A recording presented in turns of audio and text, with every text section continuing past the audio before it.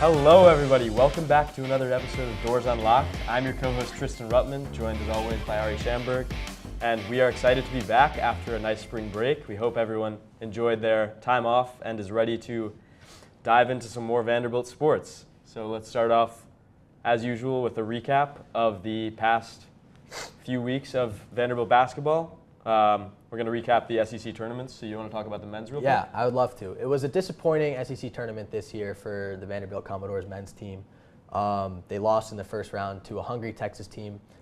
Texas was on the outside looking into the tournament heading into that matchup against Vanderbilt, and that was pretty evident. It just looked like they played with more energy. Guys like Tremont Mark, what's his name? Xavier Trey Johnson, yeah. Trey Johnson had a good game. A little bit inefficient, but still productive. Yeah, Texas definitely just wanted it more. They went out and beat Texas A&M in the second round. They were, It helped them for sure with their being on the bubble heading into the tournament, and it did not necessarily help Vanderbilt, but as we'll get into, obviously, and as I'm sure you all know, Vanderbilt still made the tournament. Yeah, losing that game did not hurt them as much as I thought it would. I thought that we would maybe have to play in a first four game after, what was that, 3 or 4 in a row? Three straight losses, to close the year. Not but a great still way a to 10 end the seed. season. We'll talk about that more a little bit later, but I do want to mention that Tyler Nickel shot pretty poorly from 3 in that game, which is something that Vanderbilt's going to need to look out for going into their tournament game. Obviously, he's a pretty big part of their offense, so we need him to be knocking down his shots. Yeah, I think there's a stat where, I don't know exactly what it is, but Vanderbilt's win percentage when Tyler Nickel hits 3 or more threes in a game is insanely high. They're like 13 and 2 or something like that. And when he doesn't do that, it's clearly pretty poor. Yeah. So now on the women's side, they were the number 8 seed in the SEC tournament, meaning they got a bye in the first round. Ayanna Moore absolutely lit it up in their second round matchup against Tennessee. They defeated Tennessee again for the second time this season, which is the first time in program history that that's been done. Like I said, Ayanna Moore lit it up. She had 23, 4 for 4 from 3. Michaela Blakes did her usual thing on offense with 24 points. Camille Pierre had a double-double with 16 and 15. Just an all-around great performance from the women there to beat their in-state rivals. And then in the next round, they faced off against the first-seeded South Carolina Gamecocks, who kind of just crushed them as they did in the regular season. They just have a really stifling defense. Vanderbilt shot 37.1% from the field, 33.3% from 3. It was just a tough offensive game for the Dores as a whole. Chloe Kitts on South Carolina absolutely dominated. She had 25 points with 12 for 14 from the field. Really efficient game for her. And then we'll get into more what Vanderbilt needs heading into the tournament, but that's a recap of their SEC tournament performance. Yeah, you said it. So now, do you want to go ahead and preview the the men's March Madness bracket? What we've all been waiting for, March Madness is finally here, so let's get into a general preview of the entire bracket. Ari, do you want to start out with some upset picks that we think might happen in the first few rounds? Yeah, so one upset. I think Michigan, coming out of the Big Ten tournament champions again, led by Danny Wolf and Vlad Golden. They're big guys. I think that they got a tough draw. They were only a 5 seed, and Wisconsin, the team that they beat in the Big Ten championship, I agree. was a 3 seed. I was surprised I thought they'd be at least a 4, maybe even higher. Yeah. But they're playing UC San Diego, who in their first year of tournament eligibility, they look really strong. And that 12-5, 12-5 is always a dangerous game. I believe they're the first team in college basketball history to have both the men and women make the tournament in their first year of eligibility, which is pretty impressive. Yeah, so shout out to them. I think Michigan's in danger of falling in game 1 to San Diego. I agree. I picked that in my bracket, and I also picked UCSD to beat Texas A&M, who I think could be at risk of losing in the first round to Yale. Yale upset Auburn last year in the first round in the same position as a 13-4. Just a strong team. They play to their strengths. They're, I think, a pretty good rebounding team, so that'll help them against A&M, who's not necessarily powered by big men. They have, obviously, Wade. I don't know why I'm blanking on his first name, but he's a very fast and good scoring guard. But Wade Taylor. Yeah, Wade Taylor's his last name's Taylor. Okay, Wade Taylor. Don't know why I blanked on his name there. But yeah, I think that A&M could be at risk of an upset in the first or second round. Another 13-4 upset that I think is a popular pick was High Point over Purdue, which I also picked in my bracket. I don't think Purdue is a particularly strong team this year. I think the Big Ten was obviously weaker this year than in past years. Purdue's led by some good players, Braden Smith, Trey Kaufman-Wren, but I think High Point could pull off the upset, and obviously you got to pick some high seeds to win. I have Texas if they manage to beat Xavier in their first 4 game. I like them against Illinois. I think Illinois live and they die too much by the 3. Their last game against Maryland, they shot abysmal percentage from 3. It was less than 20%, maybe even less than 10%. They take a high volume of 3s, and if they don't have a good shooting night, then they get run out of the gym. And I think Texas is going to be hungry. They snuck into the tournament. We talked about what they did against Vanderbilt, and when they're scoring, I think they can potentially make it to the Sweet 16. But we'll see. That all depends on, they play tonight against Xavier, so we'll see. I also think, speaking of the play-in games, another potential upset to watch. This game's already happened. North Carolina beat the absolute you-know-what out of San Diego State. How good did they look? They looked incredible. R.J. Davis didn't miss a 3. He had 26 points. Elliot Cadeau, I think, had a double-double. Seth Trimble looked good. Yeah, their whole team looked really strong. Allen Lubin, Vanderbilt transfer, he's been really good for them in the paint. He's only been a starter probably the last 10, 12 games for North Carolina, and he looks amazing. So it's impressive for them after coming into the tournament as the, I think, last team in the field, and a team that a lot of people thought shouldn't have even made the bracket over a team like West Virginia, who got left out of the field. But yeah, UNC looked great in that matchup, so we could potentially see them upsetting Ole Miss, although the strength of the ACC and SEC respectively could potentially play into that matchup. Yeah. So the SEC getting 14 teams into the field of 68 is we gotta commend that. Yeah. I mean, it's literally the best conference of all time, statistically, like top to bottom. Yeah. On a top to bottom level. Like, huge shout out to the whole SEC pool there. Speaking of the SEC, who's another matchup? UConn versus Oklahoma or Gonzaga versus Georgia. Did you have either SEC teams coming out of that? Those I don't. I think UConn and Gonzaga are just 2 teams that you can't really bet against in March. Dan Hurley, Mark Few, 2 of the best coaches maybe ever in the history of college basketball. UConn obviously back-to-back champions. I just don't see a way that they go out in the first round. Yeah, I agree. And those teams, Georgia and Oklahoma, were on the bubble for a reason. They just kind of snuck into the tournament field. Maybe not snuck in. They were comfortably in, but towards the bottom of the field. So I think it makes sense that neither of them would be favored. Another SEC team, Arkansas. I think a lot of people are excited about Arkansas going into this tournament, myself included. I think I could see them pulling off an upset in the second round against St. John's, potentially. I don't have it picked right now, but I wouldn't be surprised, especially with Boogie Fland returning from injury. They're definitely going to be helped by that. Obviously, Coach Cal's resume speaks for itself. Maybe not necessarily the tournament success that he might desire for his resume, but he brings in talent. This is a talented roster. They could absolutely go on a run, especially in that weak part of the bracket that really only sees St. John's as a possible competitor. Yeah, I agree. And I think the coaches in that section of the bracket, you got Bill Self at Kansas, Coach Cal at Arkansas, Pitino at St. John's. Pitino's son coaches He coaches at New Mexico State. Okay, that was a different. Richard Pitino, former Minnesota coach coming out of the Big Ten. Oh, wow. Look at you showing off the ball knowledge. Okay. Yeah. All right. All right. How about your Final Four?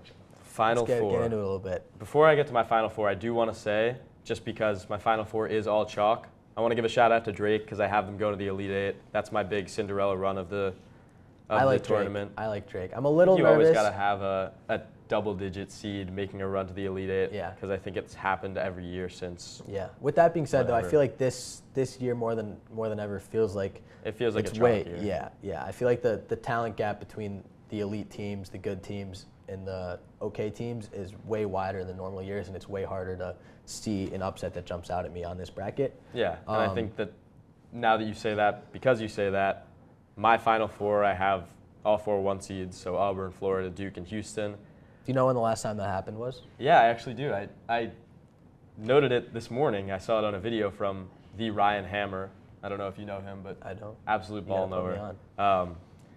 The last time that all 4 1 seeds have made the Final Four was the last time the Final Four was in San Antonio in 2008.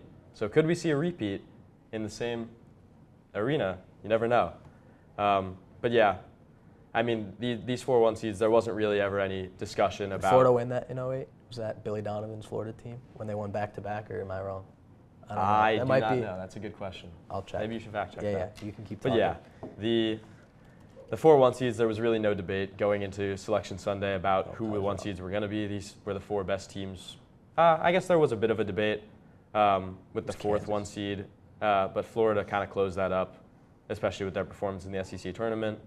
But yeah, these 4 teams were far and away the best teams in college basketball, and I think because of that, they're going to be the Final Four. I have Florida beating Auburn and Duke beating Houston on either side of the bracket, and then I have Duke over Florida, surprisingly going against the SEC in the final. But yeah. Yeah, I have the same championship game as you. I think Florida's the hottest team. I think that's the popular pick. Coming into the tournament, their lineup: Will Richard, Walter Clayton could be the best guard in America, maybe. Yeah. Ruben Chinyelu, Alex Condon. They're a deep team too. They shoot it well. They play good defense, high energy, and they've just looked unbeatable in the past couple weeks. With that being said, I have Michigan State coming out of the Big Ten, making the Final Four. I think Izzo finally returns to the Final Four. I have them beating Auburn.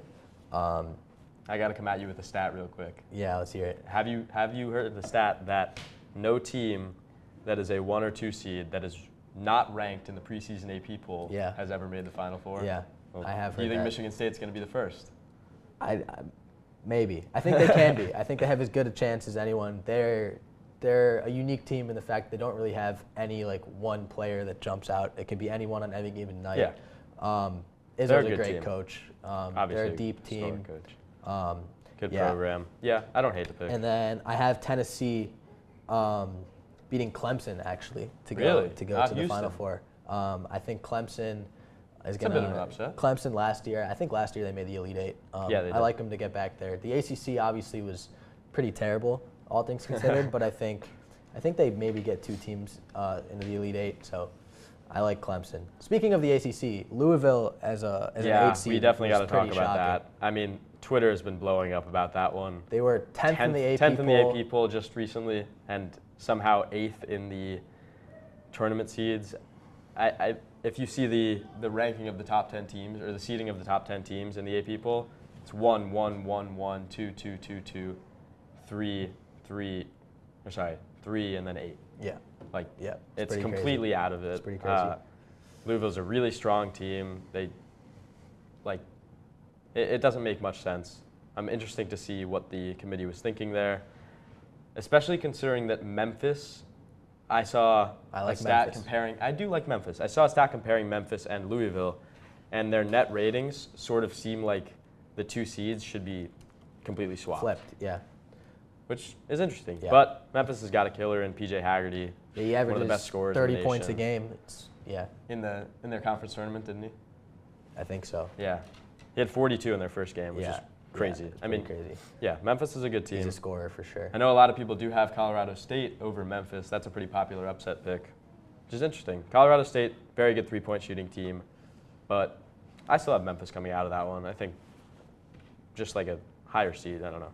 Yeah, I think if Memphis does win and Maryland takes care of business against Grand Canyon, I think that could be one of the best games of the round of 32.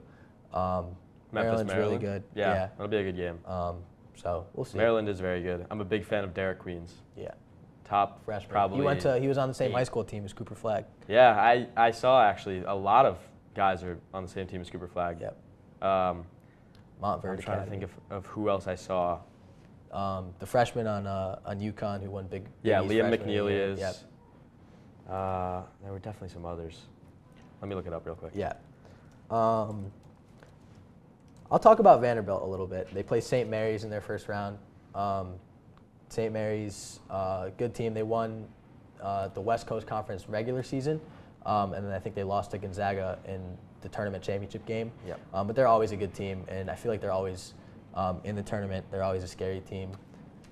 Asa Newell is another freshman from Georgia. Yep. Liam McNeely, we said. Flag, obviously. Derek Queen. Yeah. Give us the scouting report on the St. Mary's Gales. What to look out for. Yeah, definitely we should get into that matchup. St. Mary's is led by their two Lithuanian players. They have Augustus Marciulionis. Hopefully I'm pronouncing that right. They have Paulius Morauskas. The first name I mentioned is a senior guard who averages 14 points and 6 assists per game. And the sophomore forward, Morauskas, averages 12.5 points and 8 rebounds. They're a pretty deep team otherwise. They have some younger guys contributing. I think they have a freshman who leads them in points per minute. Doesn't play a ton, but when he does, he contributes good minutes. They have a guy named,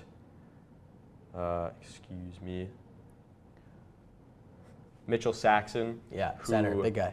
Yeah, who is one of the best offensive rebounders in the country. And on that note, this is a really, really, really strong rebounding team, which we've talked about all season, how that kind of plays to Vanderbilt's weaknesses, especially because St. Mary's is incredibly strong on the offensive glass. Vanderbilt's going to be hurt by that, and they're going to need to stay with them on the boards. Otherwise, it's going to be hard to compete with this team. St. Mary's is really slow. They're very methodical with the ball. They don't turn it over a lot. Their tempo is one of the lowest in the country. Yeah. So it's going to be kind of a clash of play styles here with Vanderbilt as a faster-paced team facing off against St. Mary's.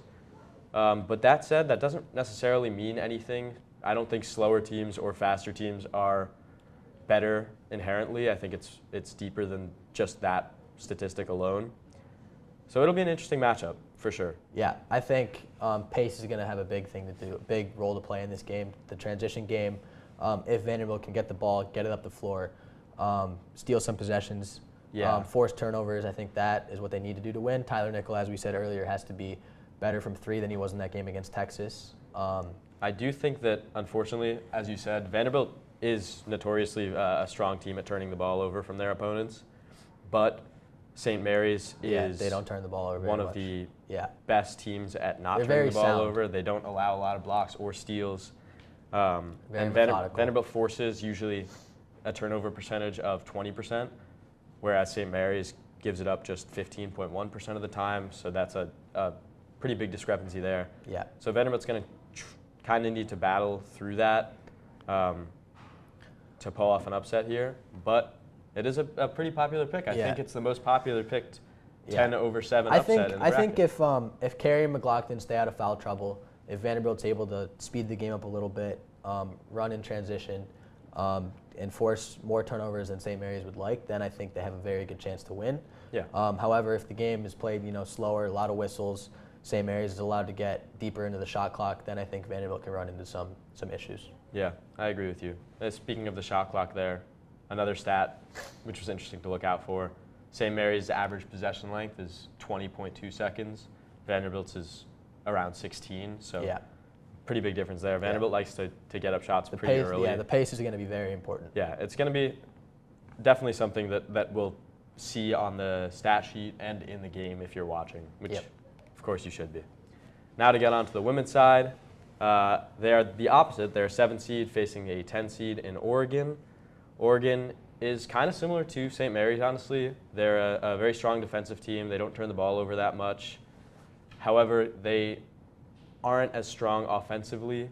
They don't have a player averaging over 12 points per game, which could come to bite them, especially considering the star power they're going to be facing on Vanderbilt's team with obviously Blake St. Pierre. And then I want to talk a little bit more about Ayanna Moore. I think she hasn't really gotten the solidified praise that she deserves. We've talked about her as a potential third option and like someone that they're going to need to step up. But she's really been doing that. She's been stepping up.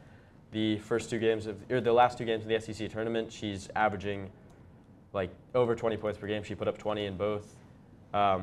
So I think she will be a very solid third option to Blake St. Pierre, and I think that's kind of going to define Vanderbilt's ceiling. I think they should win this first-round matchup against Oregon. The women's bracket tends to see less upsets, so being a higher-seeded team is going to be big for them. And then they're going to face off likely against Duke in the second round, which will be a pretty tough matchup for them, and obviously a strong program historically in Duke. But I think that Vanderbilt has a higher ceiling than a lot of people think, and I think they can play with the best teams in the country. Yeah, I agree. Earlier this year, obviously, maybe a month ago, 2 months ago, they were tracking towards being a higher, like a 4 or 5 seed, and then they had a little bit of a slump as the regular season kind of winded down. But the way that they looked against Tennessee in the SEC tournament, I think if Ionamore can be that third option and they can have 3 scorers and play decent defense, I think they have a shot to turn a lot of heads in this tournament. Yeah, I think so too. I think the men and the women both have a higher ceiling than expected. Although the men we didn't talk about their potential second round matchup if they were to win. Yeah, facing off against Alabama would be tough. We saw them play them earlier this season. The box score made it seem a little bit closer than it was, but wasn't really a competition. Vanderbilt kind of got crushed the whole game. But hopefully we can see a different outcome. Who knows? If maybe they make the maybe second Robert round. Morris will shock Alabama Who knows? in the first round. That would be 15-2 upset. That would be pretty exciting. But I guess that's about it for basketball. We hope you all enjoy March Madness, the best time of the year if you're a sports fan. It's the most exciting 2 weekends, Yeah. in my opinion, in all of sports. So This weekend in particular, with all the upsets. Yeah. So we hope you guys enjoyed the episode. Hope you are cheering hard for Vanderbilt this weekend, cheering hard for your brackets and any upsets you picked. And go Dores. Go Dores. We'll see you next week.